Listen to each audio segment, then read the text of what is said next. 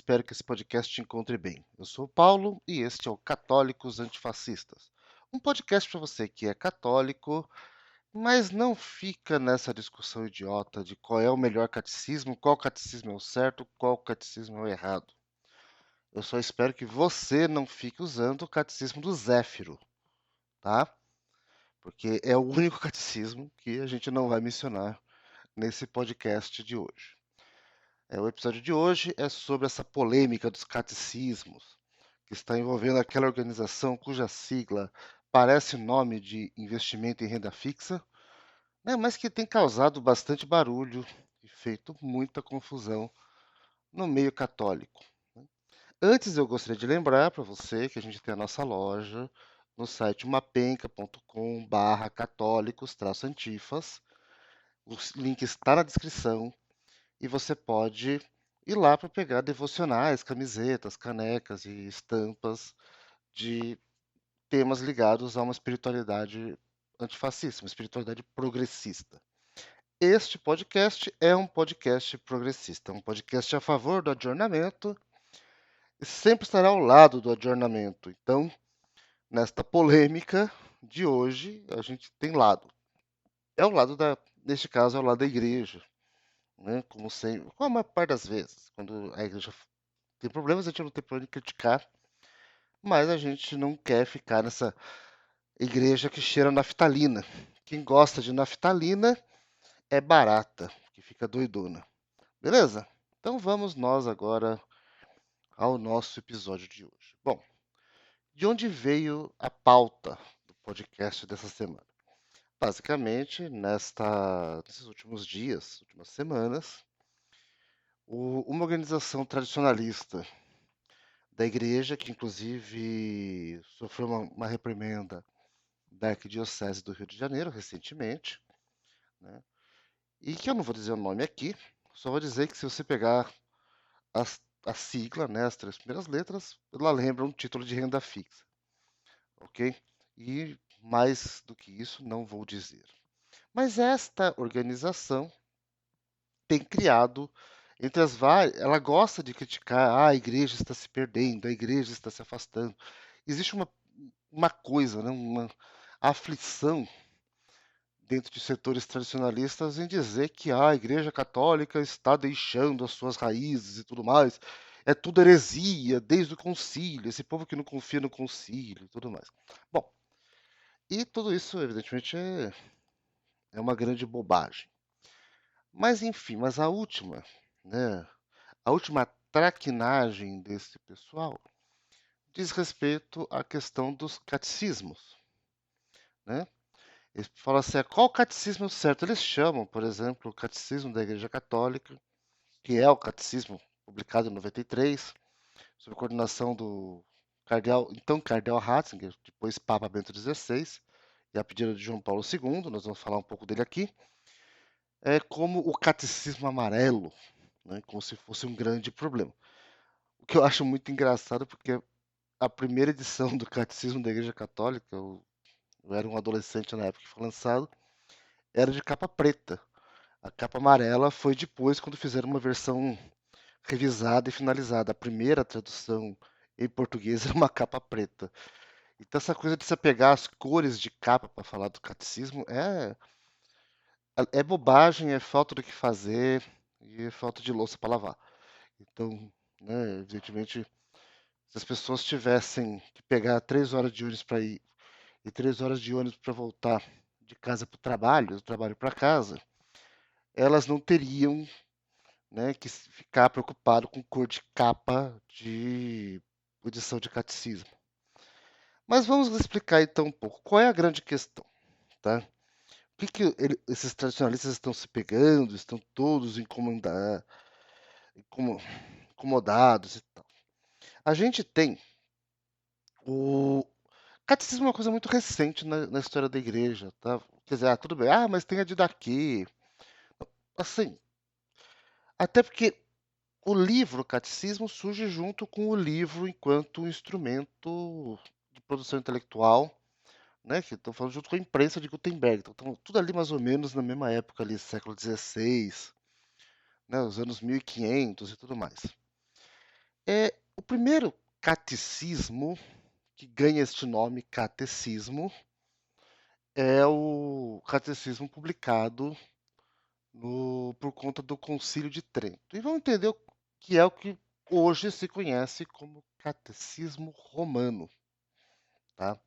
E é o catecismo defendido por estes eh, tradicionalistas e tudo mais como o catecismo certo, o único catecismo que vale, né? Porque, evidentemente, principalmente em questões de teologia moral, a gente não tem novas questões, né? Imagino que, por exemplo, o tema de se é ético ou não fazer pesquisa em células-tronco não era uma questão para uma Europa que tinha acabado de sair da peste negra, né? E tinha acabado de descobrir a lei da gravidade, ali, né, naqueles idos dos anos 16, que tinha acabado literalmente de descobrir a América, né? A América foi descoberta cerca de 100 anos antes da escrita do primeiro catecismo. Então, quer dizer, nós estamos falando de um mundo em que os problemas eram diferentes, certo? Então, aí as questões se colocavam em outros termos. Então, assim, você ficar se apegando a aquele catecismo é o certo porque a doutrina não muda, os aprendizados mudam, porque o mundo muda e a igreja precisa dar resposta a novos problemas e a novas questões, à luz do mesmo depósito da fé, né, que é o depósito das escrituras sagradas e tradição apostólica e do magistério da igreja, né? O tema de mudanças climáticas, como a gente vê hoje, não era um tema moral, né? Se tornou um tema moral, principalmente a partir das encíclicas do Papa Francisco. Isso era um não problema. Eu falei assim, putz, será que é pecado eu ter uma elevada pegada de carbono ou comprar madeira não certificada, por exemplo, né? É a questão de é pecado fazer pesquisa com célula-tronco embrionária ou não? Ou é pecado tomar pílula do dia seguinte? Enfim, todas essas questões não eram questões no mundo do século XVI, certo? As questões que estavam no século XVI eram outras. Mas por que foi escrito um catecismo naquele momento? Primeiro que assim, catequese e catecismo têm a mesma raiz, né? A raiz é, de catequese, catecismo vem do grego, né? Catequesis, que significa ensinar, né? Então, o catecismo e a catequese, então, os livros de catecismo, os manuais de catecismo já existiam, mas esse catecismo ele é escrito no contexto do Concílio de Trento e, e ele vem a partir dos desafios que o Concílio de Trento tenta lidar. Qual é o grande desafio do Concílio de Trento? É a reforma protestante, tá? A, a reforma protestante, ela cria uma grande questão, porque a igreja sempre foi muito solta as coisas e foi crescendo muito regionalmente. Você vai, algumas tradições perduraram, outras foram transformadas ao longo do tempo e adaptadas de acordo com realidades locais. E quando você tem a reforma protestante, várias mudanças foram impulsionadas pelos reformadores e a igreja precisava de uma identidade clara na sua forma de se apresentar ao mundo para ficar claro para você, isto é ser católico, isto é ser protestante, tá? Isso é ser calvinista, luterano, etc. Por exemplo, a reforma do rito que o Lutero faz na missa mantém muitos dos aspectos da missa, mas mexe em aspectos fundamentais da celebração eucarística para tirar elementos que Lutero e os luteranos não consideravam importantes, tá? E aí a igreja precisava, um leigo precisava entender se uma missa é uma missa católica ou uma missa luterana. Para resolver isso, o que o concílio fez? Falou assim: a missa válida é a missa celebrada na igreja de Roma. E padronizou que o rito da missa da igreja de Roma era o rito válido para toda a igreja, a não ser que a igreja tivesse um missal antigo, né, reforma protestante que provasse que aquele rito existia antes da, do movimento protestante. Isso aconteceu, por exemplo, no caso espanhol, na Diocese de Toledo, com o rito moçárabe, que é o rito que os católicos continuaram celebrando durante a ocupação muçulmana na Península Ibérica. Então, durante todo o tempo em que o que hoje nós conhecemos como Espanha e Portugal era um califado muçulmano, existiam católicos que celebravam ali e que tinham os seus ritos, principalmente na Diocese de Toledo, na cidade de Toledo. Quando Toledo é reconquistada, né, pelos reinos cristãos, esse rito estava lá e o rito moçárabe ele continua sendo um rito permitido, porque está documentado que ele existia antes da Reforma Protestante. Isso é um exemplo. Outro exemplo são os ritos orientais. As igrejas católicas de rito oriental, elas mantiveram seus ritos porque está extremamente documentado que os maronitas celebravam o rito em siríaco daquela forma desde São Marom, no século V, por exemplo. Ou a igreja melquita celebrava a divina liturgia de São João Crisóstomo desde o século também, quarto ou quinto. Então, esses ritos documentados continuaram válidos, mas onde não havia, passou a valer o rito latino, o rito romano. Por isso, missal até hoje chama missal romano, rito romano. A mesma coisa foi feito com relação à doutrina. Como saber se a doutrina é uma doutrina que está sendo ensinada para os padres, é uma doutrina católica ou protestante? Então, houve uma consolidação da doutrina católica num um processo de redação liderado por São Carlos Borromeu, que era arcebispo de Milão, e esse documento final ficou conhecido como Catecismo Romano. E ele foi feito para quê? Para a instrução dos padres. Tá? Antes do Concílio de Trento, o seminário não era obrigatório para os padres. Os padres o celibato já era obrigatório, mas o seminário não. Muitos padres se tornavam padres muitas vezes sem ter alfabetização básica, ou o mínimo de alfabetização. Você tem grandes intelectuais que estudaram bastante, né?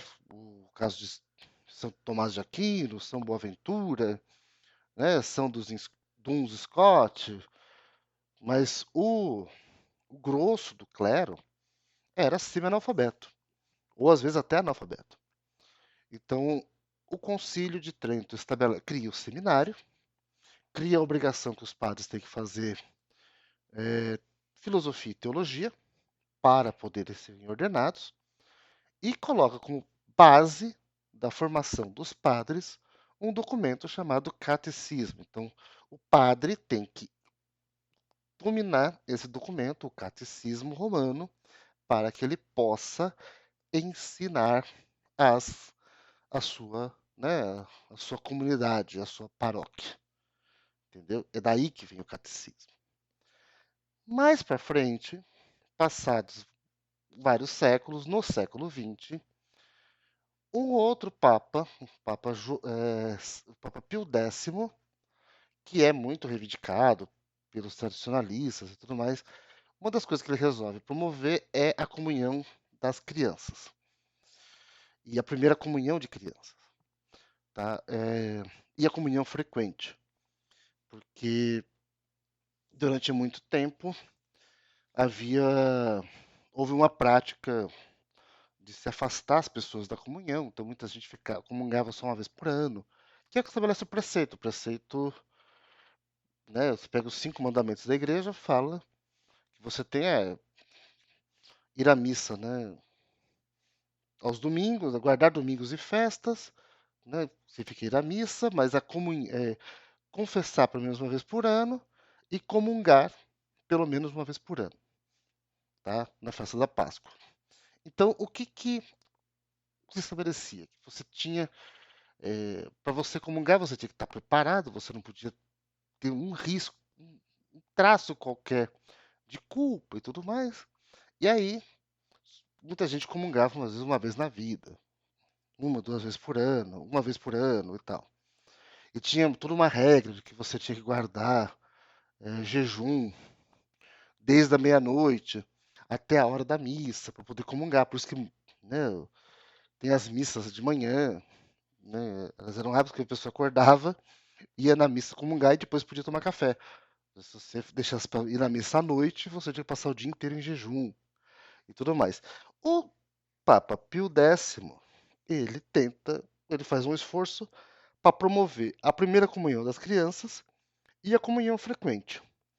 E aí ele faz uma versão do catecismo, que é o catecismo de São Pio X, que é o que se conhece, aquele catecismo de perguntas e respostas, em que você fala assim: o... quem é Deus? Aí Deus é Espírito perfeitíssimo, parará, parará, parará. Esse, os antigos ainda respondiam e tudo mais. É um catecismo feito para crianças, então ele tem perguntas e respostas, ele é feito para a catequese, né? O catecismo é o livro e catequese é a aula, é o curso, tá? Vamos dizer assim. Então, você tem esses dois catecismos. E aí vem, logo depois de Pio X é um papa bem conservador, não é à toa que ele é reivindicado por todos os tradicionalistas adoram Pio X, os lefebvrianos, que romperam com a igreja, que não reconhecem o papa e tudo mais, o nome da organização deles é Fraternidade Sacerdotal de São Pio X, porque, né, para eles, Pio X é o cara. E Pio X fez uma encíclica condenando o chamado modernismo, que é basicamente condenando esse podcast, condenando toda forma de modernização da teologia, né? Então ele era um conservador. E o modernismo, cá entre nós, não existia, tá? O modernismo ele é o nome que o Papa dá para todas as correntes teológicas que procuravam inovar na teologia, modernizar a teologia, fazer um adornamento da teologia, tá?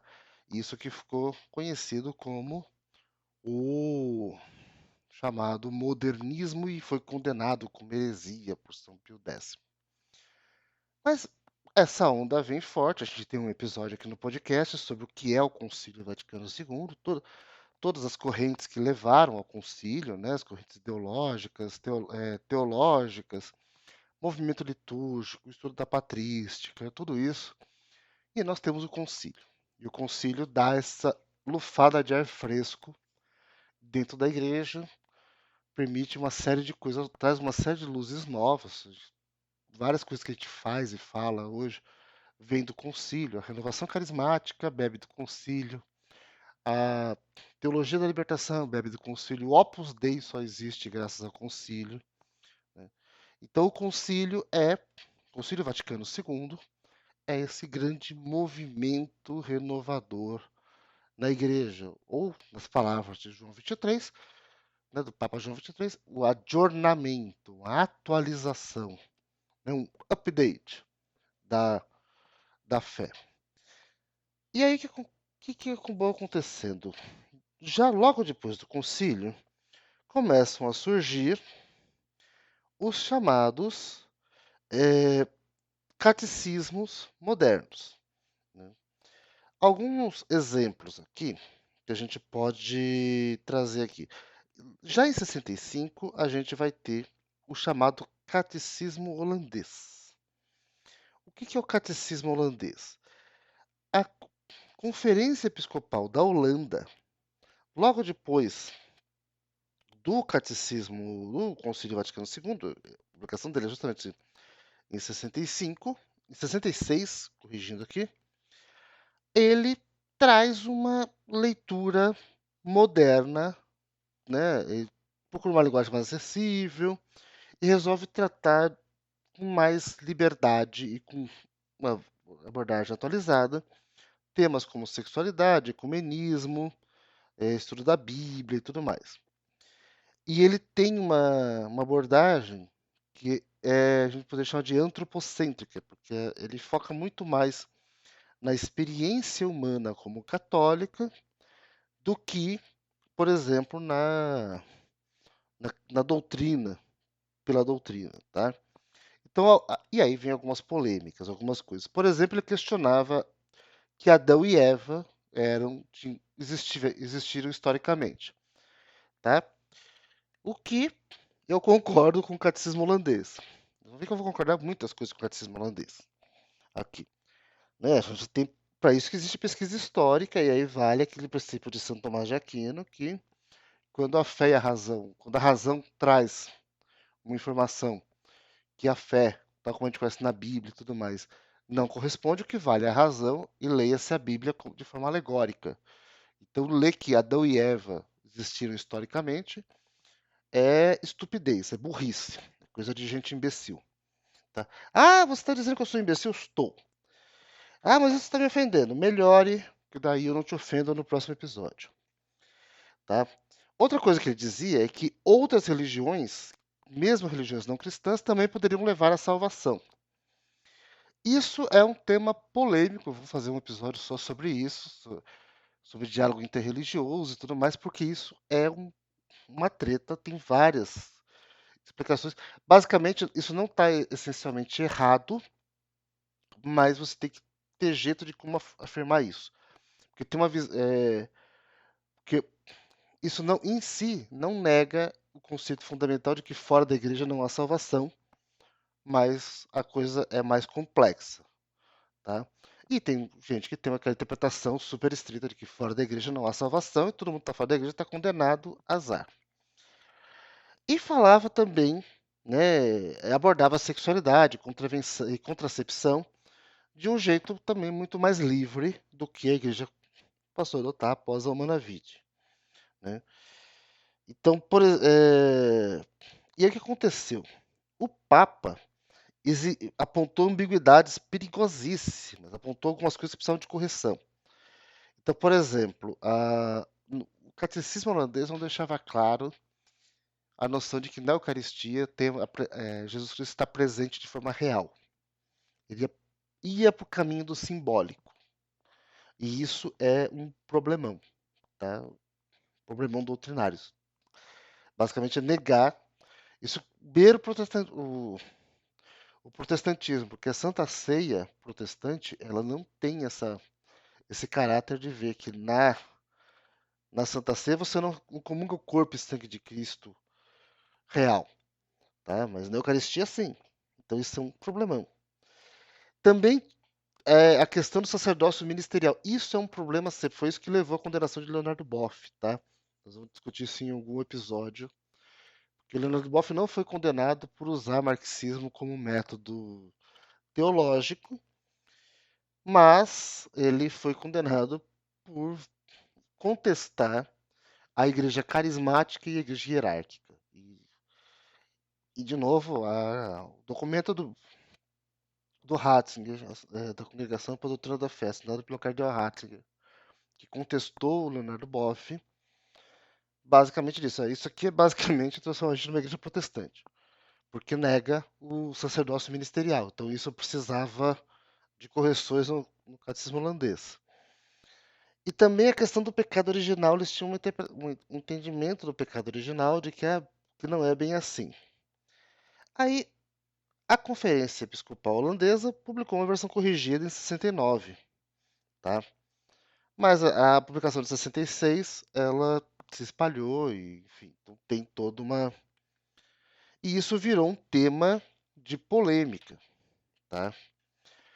Inclusive, há quem diga que o catecismo da Igreja Católica de 92, 92, 93, ele é uma resposta ao catecismo holandês e a outros catecismos. E de certa forma é, porque o texto do prólogo do Papa João Paulo II fala sobre isso, tá? Mas enfim, em 81 surge um outro catecismo, esse focado em crianças, é um material para catequese, que é feito pela Conferência Episcopal Francesa, e ele chama Catecismo Pierres Vivantes, tá? E virou um outro ponto de conflito. Ele é de 81, teve uma edição revista em 99, Ele é para ser um texto didático, tá? Mas ele fala, por exemplo, ele diz que Adão e Eva, o pecado original é um mito explicativo.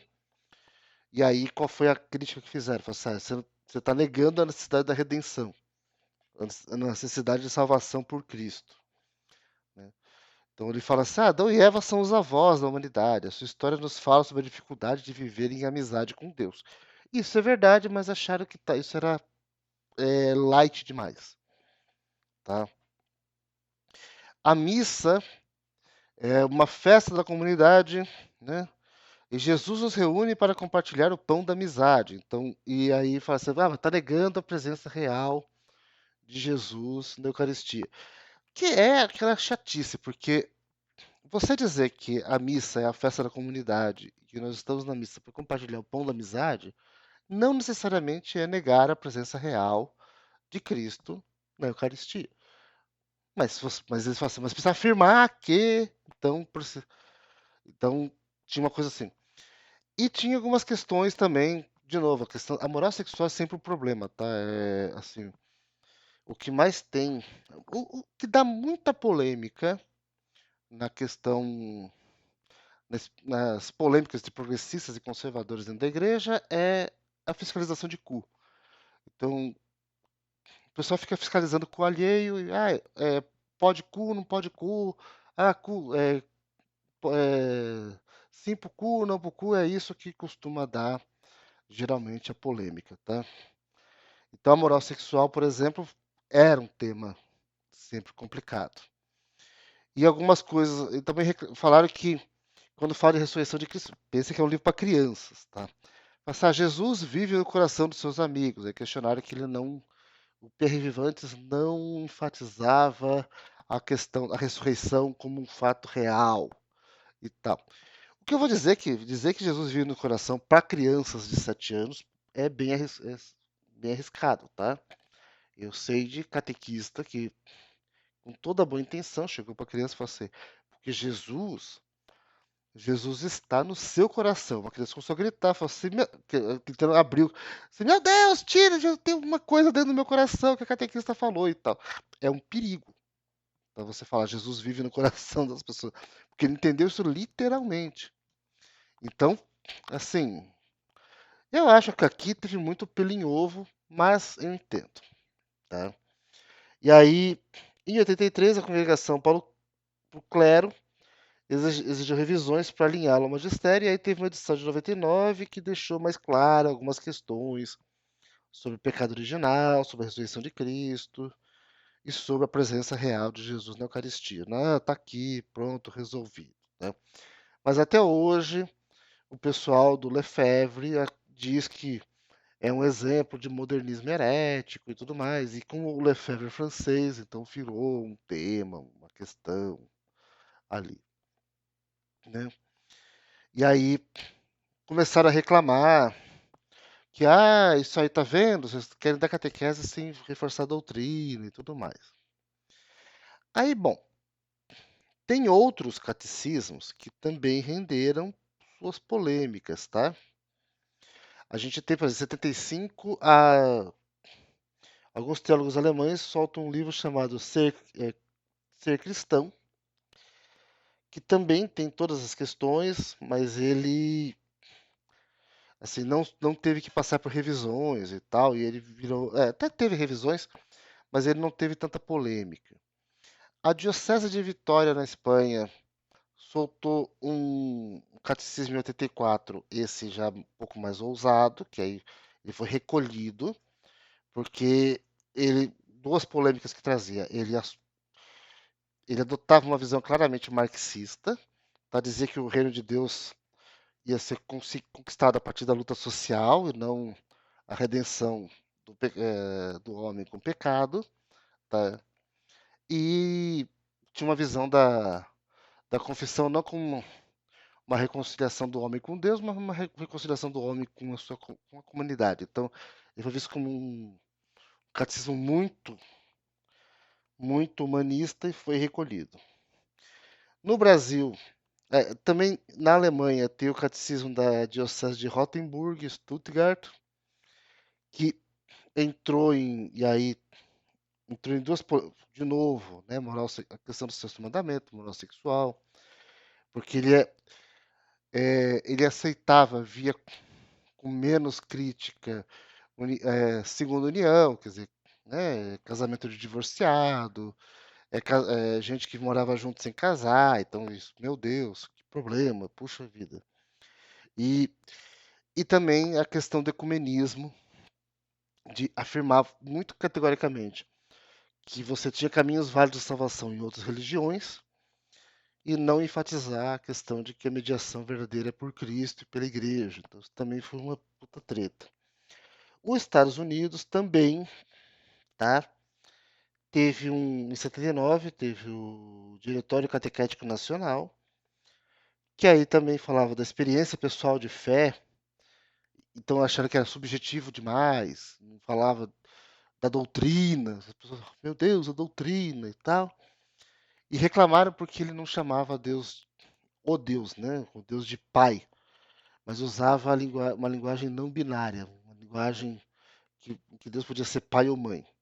E aí também não, teve que ser feita uma revisão lá depois. Na Suíça, a Diocese de Fribourg também teve o Catecismo 93, que a principal questão, aqui, a principal polêmica dele é que abrir espaço para o reconhecimento do sacerdócio feminino, e aí também teve um alerta do Vaticano em 95 para não circular. No Brasil, a gente teve um documento da CNBB em 83 chamado Catequese Renovada, tá?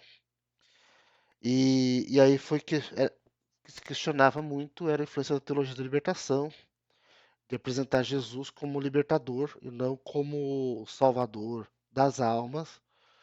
A gente vai ter aqui um episódio sobre teologia da libertação em algum momento, tá? Eu quero fazê-lo. E isso mas não teve nenhum pedido de revisão, nada disso. Esse aqui foi depois a própria CNBB foi atualizando as diretrizes de catequese, tá?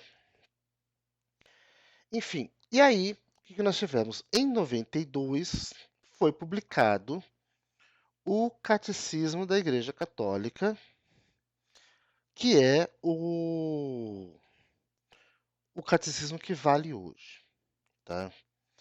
Por que que o Catecismo da Igreja Católica ele é ele é importante? Porque o que que o Papa viu? Assim, putz, a gente precisa trazer uma visão atualizada da fé para o tempo de hoje. Assim, ser fiel ao estoque da doutrina, ao depósito, né, ao tesouro da fé, ao esse depósito da tradição, das escrituras e tudo mais, mas à luz do Concílio Vaticano II, a gente precisa ter uma visão é, mais ampla. Então, ele é um documento que está estruturado em 4 capítulos. Você tem, né, uma parte sobre o credo, que explica basicamente o que é a doutrina católica, os dogmas. Uma parte sobre sacramentos e liturgia, que é a celebração do mistério cristão. A vida em Cristo é a parte moral, focada principalmente nos 10 mandamentos. E a oração cristã, que é a parte de espiritualidade mística. Então, e ele é um grande compêndio de muito do que se produziu, né, nos últimos 2000 anos, aqui dando um consolidado assim. O ensinamento oficial da igreja é este. Pá! Então, o que, que ele. Ele é muito mais uma explicação da fé cristã para um cidadão do século XX, XXI. Assim, eu sou um homem do século XX, nascido no século XX, que vive no século XXI. Né? Com tudo que a gente aprende, como é que eu entendo a fé aqui? O catecismo ele traz, ó, tá aqui. Então, dialoga com as ciências humanas, dialoga com a história, né, e com tudo mais. Então, e aí com isso você fala, ah, tá, o caminho da igreja está aqui, e é muito mais claro e tudo mais. E aí você tem diferenças. Então, por exemplo, né, sobre a igreja, o catecismo romano ele fala assim, é, tem um trecho assim, fora da igreja católica ninguém pode esperar salvação ou perdão dos pecados. Como a Arca de Noé, só aqueles que nela entram escapam do naufrágio eterno. Então, uma visão muito restrita do fora da igreja não há salvação. O catecismo da Igreja Católica, ele fala assim, ó, aqueles que sem culpa própria não conhecem Cristo e sua igreja, mas procuram a Deus com coração sincero e sob o influxo da graça, podem conseguir a salvação. Então ele não nega o fora da igreja não há salvação, mas expande uma visão da misericórdia de Deus que consegue alcançar e levar a salvação para outras pessoas por meios misteriosos a partir da sua misericórdia, tá? Então, a questão da pena de morte. O catecismo romano reconhecia o direito das autoridades de matar pessoas, assim, né, dizia assim, as autoridades têm o direito e o dever de punir os criminosos com a morte. O catecismo da Igreja Católica já fala que não, e principalmente depois de uma revisão feita pelo Papa Francisco agora recente, ele já tinha uma rejeição da pena de morte, mas com uma exceção para alguns casos, e depois do Papa Francisco, pena de morte é pecado grave, ponto, acabou, tá? Porque atenta contra a dignidade da pessoa humana. A visão sobre os judeus, por exemplo, a gente fez um episódio inteiro sobre os cristãos em Israel, e a gente explica isso, né? Então aqui, por exemplo, o catecismo romano ele reflete ainda aquela visão antissemita, poderosa, de que judeu, a frase é terrível. Os judeus são cegados pela malícia e obstinação, rejeitando a Cristo e permanecendo sob o pecado. É ódio puro. O Catecismo da Igreja Católica já reflete o que diz o documento Nostra Aetate, que é do Concílio Vaticano II, que fala sobre os judeus e as religiões não cristãs. Então ele fala assim, olha como é diferente, fala, os judeus permanecem muito amados por Deus, pois ele não retira seus dons nem sua aliança. A igreja deplora os ódios, perseguições e manifestações de antissemitismo. Então, quer dizer, é um outro texto, é um outro contexto, né? Mas os dois afirmam a presença real de Cristo. O Catecismo da Igreja Católica também reconhece o direito à liberdade religiosa, que era, assim, você defender a liberdade religiosa acho- até o começo do século XX era considerado heresia, tá? Você era excomungado. Quem defendesse a liberdade religiosa era excomungado. Mas no mundo secularizado, a defesa da liberdade religiosa, ela não é só reconhecida como ela é estimulada, porque em muitos casos significa a defesa da liberdade dos católicos de viverem sua fé. Então, um outro contexto, né? Então, por exemplo, a visão do inferno, né? Você também tem uma mudança de ênfase. O catecismo romano, ele se concentra muito mais na explicação, vamos dizer, na explicação ali mais, tô tentando achar a palavra aqui, é gráfica dos tormentos do inferno. Então, assim, fala em fogo, fala em tormento, em suplício e tudo mais. E o Catecismo da Igreja Católica ele fica numa visão muito mais espiritual da coisa. Define o inferno como a autoexclusão da comunhão com Deus. Assim, ele sai daquela figura do diabinho com tridente e fogo e o caramba, né? Então, esses são os catecismos e essa é a importância. Se você falar assim, pô, Paulo, qual catecismo você recomenda que você acha que eu deveria usar? O holandês, não, brincadeira. O catecismo que vale é o catecismo da Igreja Católica, porque esse é o catecismo que está atualizado, inclusive, com tudo que a Igreja descobriu e aprendeu, conduzida pelo Espírito Santo nos últimos 500 anos. O catecismo romano, ele é um catecismo defensivo. Ele foi feito num contexto em que a Igreja precisava se defender.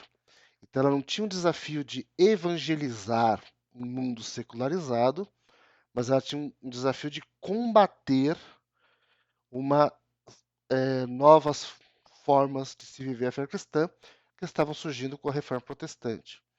Então, essa diferença de ênfase e de abordagem é importante para entender os dois contextos. O Catecismo da Igreja Católica ele não nega o Catecismo Romano, mas ele o atualiza, ele coloca sobre um novo contexto. Então, tratar os dois como opostos é burrice, né? E vocês viram que eu gosto de falar de burrice. E esta organização, com o nome de título de renda fixa, ela também publicou um texto com um prefácio de um arcebispo que foi excomungado pelo Papa Francisco, né? Que chama, em inglês foi publicado como Catechism of Errors, A Critical Response to the Catechism of the Catholic Church, que é fala dos erros do Catecismo da Igreja Católica, acho que esse é o título em português. Eu não vou falar não, porque eu não quero que vocês comprem, tá? Então, e aí ele fala dos supostos erros doutrinários do novo catecismo, que foi escrito pelo Ratzinger, que é o maior teólogo dogmático do nosso tempo. E o que são os erros doutrinários? Na verdade, é a negação do concílio. Então ele está questionando, por exemplo, o diálogo interreligioso, o ecumenismo e tal. E aí, quer dizer, na verdade, o que eles chamam de erro doutrinário é a negação das respostas modernas da igreja. É, ou seja, né, é essa negação do nosso tempo. Gente, assim, vamos ser bem honestos entre nós. Essa onda de sede-vacantismo, de tradicionalismo, isso aí é a versão contemporânea dos punks. Tá? Quando eu era adolescente, a diversão do adolescente rebelde era ser punk. Porque eu sou punk, eu sou anarquista, eu sou contra tudo, vou arrumar briga na rua e tudo mais. Hoje, a versão do rebelde, quer dizer, ao invés de ele botar aquele cabelo moicano e roupa de couro e tudo mais, ele veste aquela roupa de incel, né? Aquela camisa e tal, calça, sapatinho ali engraxado. Ele celebra a missa em latim e vai arranjar briga não na rua contra as gangues, mas nas igrejas com os padres. É briga de gangue, cara. Gente, assim, tradicionalismo é briga de gangue. É assunto de polícia, como briga de gangue. Assim, a solução para esses caras é o Charles Bronson, sabe? É isso. É o Quem assistiu Desejo de Matar 1 e 2, por exemplo, é essa a solução para passar de vacantista, assim. Não tem que ficar discutindo. Esse pessoal não está em É diferente de falar assim, não, eu gosto, sinto bem, não sei o quê, celebrando a missa de acordo com o rito antigo. Isso é uma coisa, eu não sou aqui para diminuir a fé de quem se encontra e se vê na missa em latim, no rito antigo. Para mim isso está tudo bem. Tá? Não é aí que o bicho pega para mim. Onde o bicho pega? O bicho pega no pessoal que fica querendo arranjar confusão, fica, não, vou brigar com a CELAM, vou brigar com não sei o quê, vou brigar com a CNBB, é o Partido Comunista. Isso é briga de gangue, isso é punk do século XXI, tá?